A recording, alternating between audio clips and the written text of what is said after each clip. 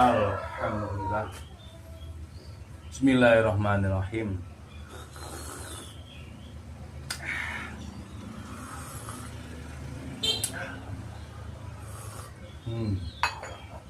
Alhamdulillah.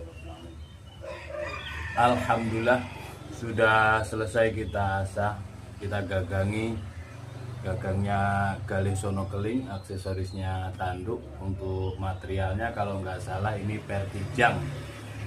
Sudah selesai kita asah juga di mirror, ya belajar mirroring.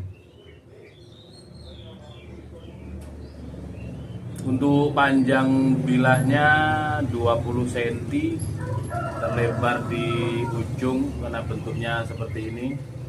Di ujung ini 2,8 cm, ketebalannya 2,5 mili. Nah. Oh, bisa buat ngaca nih. Nah. Oke. Pergunakan bilah sesuai peruntukannya. Kalau seset buat seset, sembeli buat sembeli. Sembeli tidak boleh buat tebas. Golok dan pisau tebas juga nggak boleh buat sembeli kecuali memenuhi syarat. Semisal sudah diasah ulang hingga di slice kertas itu halus. Cari kertas HVS, naikkan lagi ke kertas buku, ke kertas koran. Semakin tipis medianya kalau untuk sembelihan, tapi kalau untuk tebas semakin tebal. Tapi juga banyak varian pisau dan golok sesuai peruntukan ditebas juga.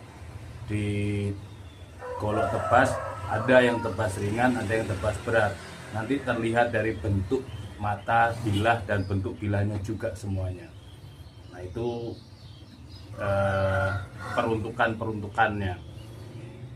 Ini ketipisan mata bilahnya sendiri. Kalau kita bisa cek di pisau dan golok kita yang sembelihan, itu jauh lebih tipis mata pisaunya daripada kertas HVS. Sekarang kita tes di kertas HVS.